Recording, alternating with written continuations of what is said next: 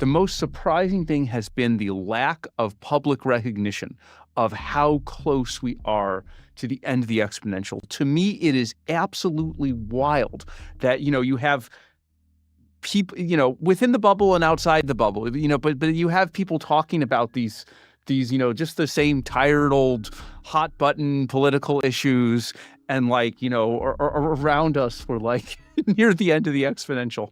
I want to understand. Hey, if we haven't met, I'm Q's digital avatar. Q researches and shapes the ideas behind these videos. I help him produce and present them here. That clip is Dario Amodei, the CEO of Anthropic, opening a 2-hour interview with Dwarkesh Patel. And I want to be careful with this one, because it's very easy to turn that sentence into either hype or dismissal. We're near the end of the exponential is a huge claim.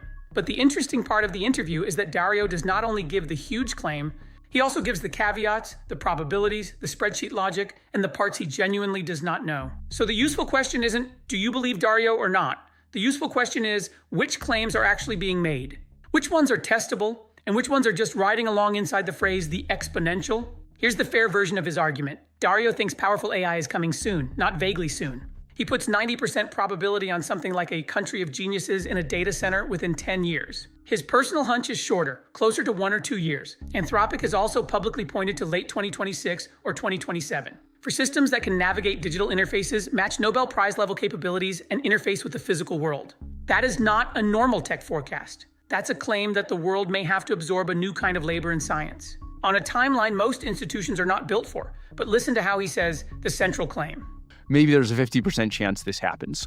On the basic hypothesis of, as you put it, within 10 years, we'll get to, what I call kind of country of geniuses in a data center. I'm at 90% on that. And it's hard to go much higher than 90% because the world is so unpredictable. Yeah. That last sentence matters. It's hard to go much higher than 90% because the world is so unpredictable. That's the sentence I would keep attached to the entire interview, because without it, the story becomes AI CEO says AGI is here. With it, the story is more interesting. The CEO thinks the probability is very high, but he is reserving space for surprises. That's a much better place to start. The part where I think the argument gets slippery is the phrase, the exponential. Because there isn't one exponential here. There are at least 3. There's the capability curve. What the models can do on coding, science, agents, and robotics. Then there's the revenue curve. Anthropic going from 0 to hundreds of millions, then 1 billion, then 10 billion, and beyond.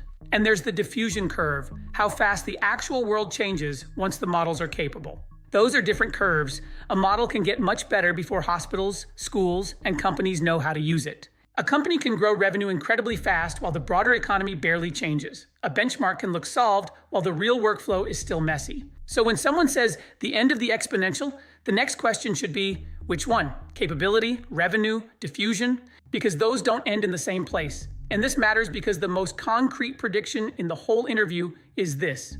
I'm a little worried that just proximity to AI, having heard about AI, that may be one differentiator. And so when I said the 10 or 20% growth rate, a worry I have is that the growth rate could be 50% in Silicon Valley and, parts of the world that are kind of socially connected to Silicon Valley and, not that much faster than its current pace elsewhere. And I think that'd be a pretty messed. He calls that a pretty messed up world. And then the interview moves on. I don't think we should move on that quickly.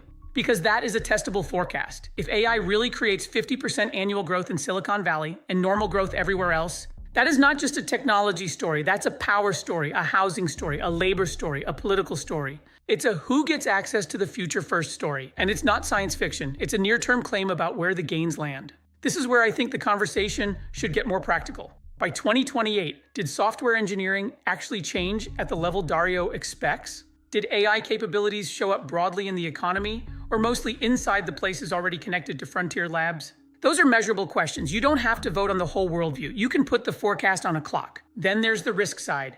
This is also where the interview is more specific than a lot of people will give it credit for. Dario is not only saying AI could be scary, he names the kinds of danger he's worried about.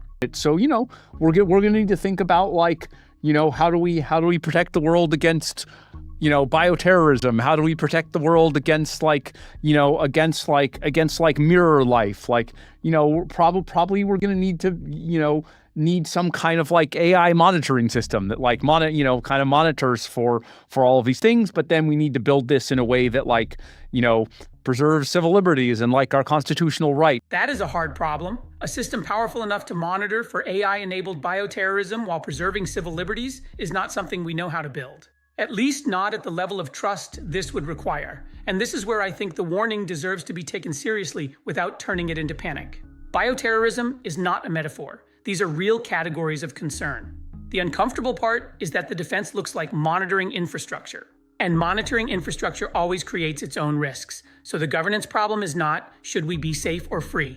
It's, can we build safety mechanisms that don't quietly become surveillance mechanisms? That's a harder question than most are ready for. This is also why I don't read Dario as a simple hype merchant. If he were only selling the most aggressive future, you'd expect him to act like it's guaranteed. Assume the money will be there. But when Dwarkesh pushes him on that, Dario gives the spreadsheet answer. Right, I could buy $1 trillion of compute that starts at the end of 2027.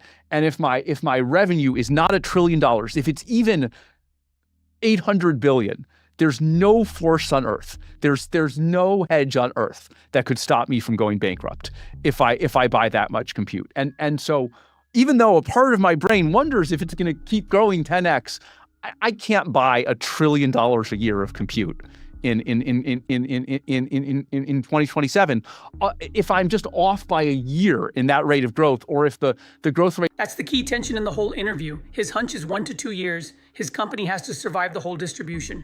Those are not the same thing. A person can have a strong hunch. A company buying billions in compute has to price the downside. If the hunch is early, or revenue grows slower, or diffusion takes longer, that doesn't make his forecast fake. It makes it more honest. It tells you that even inside Anthropic, the public timeline and the operating plan are not identical. One is a belief, the other is a bet. That's a useful distinction. So here's my practical read. Don't treat this interview like a prophecy. Treat it like a forecast packet. There are claims in here that can be checked. If end-to-end coding is solved in 1 or 2 years, that should show up in real teams. If Nobel Prize level capability arrives by late 2026, we should be precise. Can it generate new discoveries over long horizons? If robotics follows AGI by a year or two, that should show up in physical world reliability, not just impressive clips. If Silicon Valley gets 50% growth while everywhere else barely moves, we should see it in wages, capital concentration, and infrastructure. And if AI-enabled bio-risk is serious, then the civil liberties architecture cannot be an afterthought. That's the part worth paying attention to. I think Dario is doing 2 things at once. He's warning people that the curve may be much closer to the vertical part than they realize. And he's also showing that serious people still need uncertainty. They still need humility to say, if I'm off by a year, the spreadsheet breaks. That combination is the whole story. The danger is not just that people ignore the warning, it's also that they hear it as a vibe. And never break it into testable pieces. 2 hours later, after all the forecasts, Dwarkesh asks what historians will miss. The weirdness of it, I think unfortunately, like the insularity of it, like, if we're 1 year or 2 years away from it happening, like the average person on the street has no idea. You can take that seriously without buying every claim. You can say, Dario may be early, he may be right. The phrase, the exponential, may be too loose. The governance answers may not exist yet. The economic gains may land unevenly. The risks may be real and still hard to talk about. That's where I land. The soundbite is, we're near the end of the exponential. The more useful version is, several curves are moving fast. Not all of them are the same curve, and the next 2 years should tell us a lot, so keep the bold claim, but keep the honest sentence attached to it. It's hard to go much higher than 90% because the world is so unpredictable. That's the part I trust most.